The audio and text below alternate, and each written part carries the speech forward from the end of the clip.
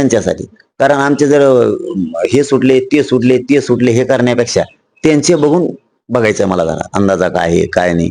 कारण शेवटी फडणवीस साहेब मोठा माणूस आहे, ते मोठाले डाव टाकतो. आपण गरीब माणसं येतं, आपल्या गरीबाला चिंगिरले त्याने आत्ताच. आमचं गरीबाच्या लेकराचं दुःख नाही जाणलं त्यानं. आम्हाला गरीबाला आणखीन संकटात टाकलंय.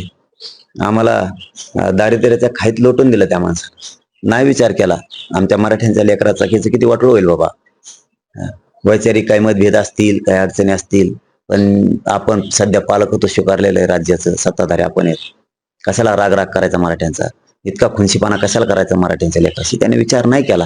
त्यांनी आमचे लेकर म्हणजे गळ्यात दगड बांधून तळ्यात बुडिल्यासारखा आमचा खेळ केलेला आहे. म्हणजे आमचं नरड दाबून म्हणजे नरड घोटून आमचा जीव घेतलेला आहे त्या माणसानं. त्याच्यामुळं आमचे मन प्रचंड दुखावलेले त्या माणसाबद्दल. कारण ते जर आमचं जिरवायला निघाला, आम्हाला संपवायला निघाला, त्याला संपवणं माझी जबाबदारी आणि माझ्या समाजाची सुद्धा. इतका हालापेष्टा माझ्या समाजाचे त्यांनी करायलाच नको होत्या, परंतु त्यांना काय वाटलं आणि ते इतके विषयाचाच पेला घेऊन हातात घेऊन मराठ्यांसाठी का उभा आहेत, प्रत्येकाला विषारी घोट का पाजायला लागलाय, देवेंद्र फडणवीस माझ्या समाजाला कळलंच नाही. जरांगेंची गाडी पुन्हा एकदा देवेंद्र फडणवीस यांच्यावर घसरलेली आहे. हा माणूस दिवस रात्र देवेंद्र फडणवीस यांच्या नावाचा जप करत असतो, देवेंद्र फडणवीस यांना शिव्या शाप देत असतो. आता यांचा नवीन आरोप असा आहे की देवेंद्र फडणवीस यांनी मराठ्यांचं अतोनात नुकसान केलेलं आहे आणि आता याचा बदला आम्ही घेणार आहोत. मराठ्यांचं देवेंद्र फडणवीस यांनी खरंच काय नुकसान केलेलं आहे हे मात्र मनोज जरांगे अजिबातच सांगत नाहीत. कारण देवेंद्र फडणवीस यांच्यापेक्षा जास्त नुकसान मराठ्यांचं मनोज जरांगे यांनीच केलेलं आहे. सलोख्याने राहणारा मराठा समाज आणि इतर समाज यांच्यामध्ये तेढ निर्माण करण्याचं पाप मनोज जरांगे यांनी केलेलं आहे. मनोज जरांगे यांच्यामुळेच मराठा समाजाच्या डिग्निटीला धक्का लागलेला आहे. कुठला मराठा छत्रपती शिवाजी महाराजांच्या पुतळ्यासमोर लोळत असतो आणि इतरांना शिवीगाळ करत असतो, ते काम मनोज जरांगे यांनी करून दाखवलेलं आहे. मात्र त्या बाबतीमध्ये एकाही मराठ्याने आजपर्यंत मनोज जरांगे यांना प्रश्न केलेला नाही की तुम्ही आमच्या छत्रपती शिवाजी महाराजांच्या पुतळ्यासमोर असे दिवस का लोळत होते.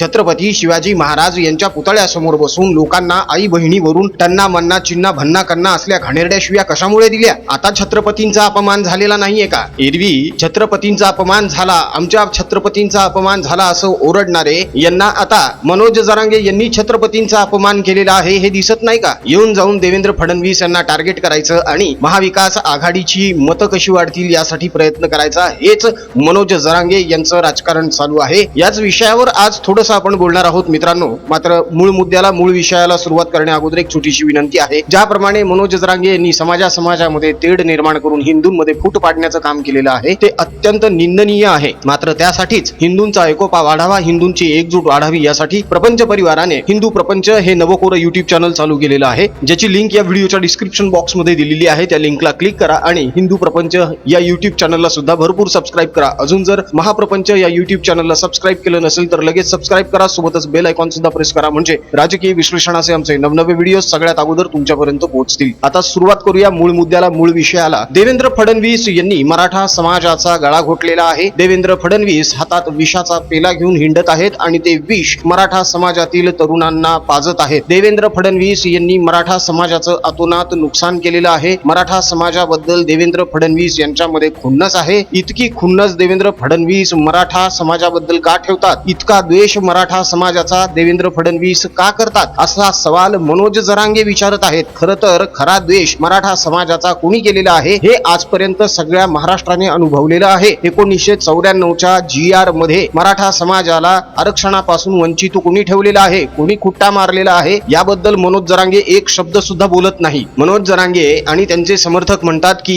हैदराबाद गॅजेट आहे, बॉम्बे गॅजेट आहे, निजाम गॅजेट आहे, सातारा गॅजेट आहे, अमुक गॅजेट तमुक गॅजेट. अहो मग जर हे गॅजेट आहे तर या गॅजेटचा अभ्यास करून तुम्ही तरी तुमची मतं त्या गॅजेटनुसार मांडायला सुरुवात करा ना. आतापर्यंत किती मराठ्यांनी हे गॅजेट्स वाचले असतील. त्या गॅजेट्स मध्ये काय लिहिलेलं आहे, कोणी लिहिलेलं आहे याची काहीही माहिती न घेता केवळ मनोज जरांगे बोलत आहेत म्हणून गॅजेट्सचं नाव घ्यायचं आणि सोशल मीडियावर इतरांना शिव्या देत हिंडायचं. हे असले धंदे मनोज जरांगे यांच्यामुळेच मराठा समाजातले काही तरुण करत आहेत. देवेंद्र फडणवीस यांनी मराठा समाजाचं असं काय नुकसान केलेलं आहे. अण्णासाहेब पाटील आर्थिक विकास महामंडळ निर्माण करून त्याद्वारे लाखो मराठा तरुणांना उद्योजक बनवलेलं आहे. हे काय देवेंद्र फडणवीस यांनी चुकीचं काम केलेलं आहे? 2014 ते 2019 या काळामध्ये देवेंद्र फडणवीस यांनीच मराठ्यांना आरक्षण दिलं. ते काय चुकीचं काम केलं का? देवेंद्र फडणवीस यांनी दिलेलं आरक्षण त्यांनी स्वतः हायकोर्टामध्ये टिकवून ठेवलेलं होतं. ते काय चुकीचं काम केलेलं होतं का? महाभकास आघाडीचं सरकार तुमच्या उरावर बसलं आणि त्यांनी सुप्रीम कोर्टामध्ये हे आरक्षण घालवलं. त्याबद्दल कोमटरावांना, शरदराव काकांना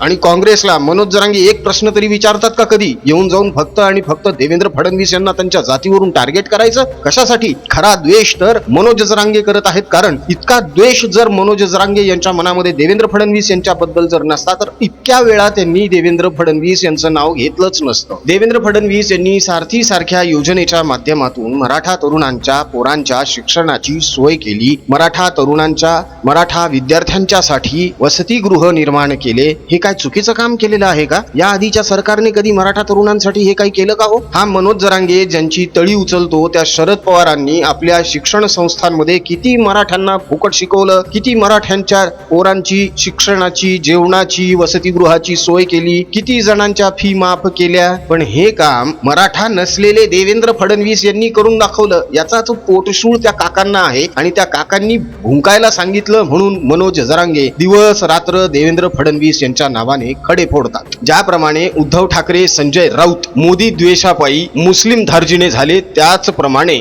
मनोज जरांगे सुद्धा देवेंद्र फडणवीस यांच्या द्वेषापायी आता मुस्लिम धार्जिणे झालेले आहेत. आणि म्हणूनच वारंवार ते सांगत आहेत की 30 आणि 31 तारखेला अंतरवली सराटीमध्ये कोणीही येऊ नका, कारण लांब लांबहून मुस्लिम धर्मगुरू विमानाने, हेलिकॉप्टरने अंतरवली सराटी येथे पोहोचणार आहेत. त्यांच्यासोबत मी बैठका करणार आहे. त्यांच्यासोबत मी जातीय आणि धार्मिक समीकरण जुळवून नंतर ठरवणार आहे की कोणत्या मतदारसंघामध्ये उमेदवार द्यायचा आणि कोणत्या मतदारसंघामध्ये उमेदवार पाडायचा. मनोज जरांगे अजूनही उमेदवार यासाठी जाहीर करत नाहीयेत. त्याचं कारण असं आहे की कोणाकडून किती पेट्या घ्यायच्या, कोणाकडून किती खोके घ्यायचे किंवा कोणाकडून किती पोते घ्यायचे हे अजून यांचं ठरलेलं नसावं. कोण किती आर्थिक गोष्टीमध्ये तडजोड करू शकतो हे बघूनच मनोज जरांगे उमेदवार जाहीर करणार आहेत. तसं जर नसतं तर खरंच मग गोरगरीब मराठ्याच्या लेकरांना धडधडीतपणे उमेदवारी द्यायला काय हरकत होती बरं? तुम्ही असंही तसंही मुस्लिम धर्मगुरूंना भेटून मुस्लिमांची मदत घेणारच होते ना, तर मग गोरगरीब लेकर उभे करायचे असते ना मराठ्यांचे. काय फरक पडला होता? आणि 288 ठिकाणी उभे करायचे असते ना, ठराविक ठिकाणीच उभे करून काकांना मदत करायची. हे उघड आहे. जर मनोज जरांगे यांना खरंच इतका मराठा समाजाचा पुळका असता, जर त्यांना खरंच मराठ्यांचं भलं व्हावं असं वाटलं असतं तर त्यांनी 288 ठिकाणी उमेदवार द्यायला पाहिजे होते. मात्र 288 तर सोडा, हे 88 ठिकाणी सुद्धा देणार नाहीयेत. उलट आता मुस्लिम धर्मगुरूंसोबत बैठका करून हे महाभकास आघाडीचे हात मजबूत करण्याचं काम करणार आहेत. मात्र हिंदूंनो यांचा हा डाव उधळून लावा. मनोज जरांगे नेहमी सांगतात की देवेंद्र फडणवीस आता असा डाव टाकणार आहे, देवेंद्र फडणवीस आता तसा डाव टाकणार आहे आणि आम्ही आता गनिमी डाव टाकणार आहोत. ज्या माणसाला नीट बोलायची सुद्धा अक्कल नाही त्या माणसाला राजकारण कितपत कळत असेल हा प्रश्नच आहे. आणि ही गोष्ट खरीच आहे मित्रांनो. त्याचं कारण असं आहे की देवेंद्र फडणवीस यांच्यावर आता मनोज जरांगे यांनी एक भलताच वेगळाच आरोप केलेला आहे. मनोज जरांगे यांच्या म्हणण्यानुसार देवेंद्र फडणवीस यांनी महाराष्ट्रातून भाजप संपवला आहे. अहो, ज्या माणसाने एकदा नव्हे तर तब्बल 2 वेळा 100च्या वर आमदार भाजपचे निवडून आणले, त्याने भारतीय जनता पक्ष संपवला असा हास्यास्पद आरोप मनोज जरांगे यांनी केलेला आहे. यावरूनच कळतं की मनोज जरांगे यांचं राजकीय ज्ञान किती आहे. मनोज जरांगे यांचं म्हणणं असं आहे की देवेंद्र फडणवीस भारतीय जनता पक्षाला महाराष्ट्रातून पूर्णपणे संपवतील. अहो, चांगलंच आहे ना, मग तुम्हाला सुद्धा तेच हवं आहे ना. तुम्ही कशाला मग भाजपची काळजी वाहत आहात? तुम्हाला काय करायचं त्याच्याशी? देवेंद्र फडणवीस भाजप संपवत असेल तर त्यांचं ते बघून घेतील काय करायचं ते. भारतीय जनता पक्षाला जर असं वाटलं की देवेंद्र फडणवीस आपला पक्ष संपवतोय, ते देवेंद्र फडणवीसला सरळ म्हणतील बाबा तू घरी बस म्हणून. तो त्यांचा प्रश्न आहे. देवेंद्र फडणवीस यांच्या बाबतीमध्ये काय निर्णय घ्यायचा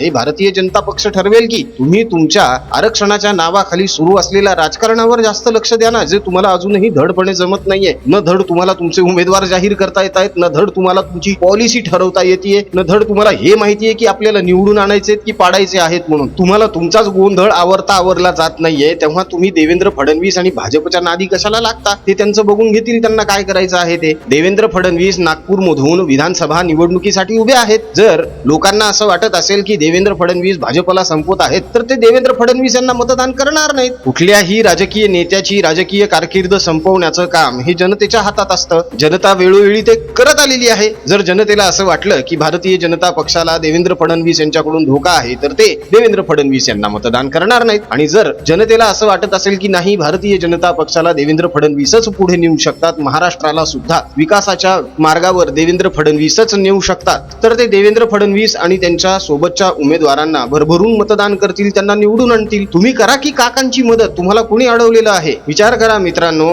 शिवसेना फुटली, राष्ट्रवादी गट फुटला, मात्र 2.5 वर्ष विरोधी पक्षामध्ये असून सुद्धा भारतीय जनता पक्षाच्या 105 पैकी एकही आमदार फुटला नाही. एकनाथ शिंदे यांना मुख्यमंत्रीपद देण्यात आलं, अजितदादा पवार यांना उपमुख्यमंत्रीपद देण्यात आलं, त्यासोबतच काही महत्वाची मंत्रीपद आणि खाते एकनाथजी शिंदे आणि अजितदादा पवार यांच्या आमदारांमध्ये वाटण्यात आली. तेव्हा सुद्धा भारतीय जनता पक्षाच्या उमेदवारांनी, आमदारांनी अजिबातच विरोध दर्शवला नाही. तेव्हा सुद्धा भारतीय जनता पक्षामध्ये फूट पडली नाही. भारतीय जनता पक्षाच्या 105 आमदारांनी आतापर्यंत देवेंद्र फडणवीस यांची साथ सोडलेली नाहीये, त्यांच्यावर पूर्ण विश्वास दाखवलेला आहे. भारतीय जनता पक्ष सुद्धा देवेंद्र फडणवीस यांच्यावर पूर्ण विश्वास ठेवून आहे. सगळ्यांना माहित आहे की महाराष्ट्राला विकास आणि प्रगतीच्या मार्गावर हाच माणूस नेऊ शकतो. इतर फक्त वसुली करण्यासाठी सत्तेत आलेले होते. 2.5 वर्षांच्या कार्यकाळामध्ये आठवून बघा मित्रांनो, महिन्याला 100 कोटी रुपयांची वसुली सुरू होती. ती वसुली बंद झालेली आहे.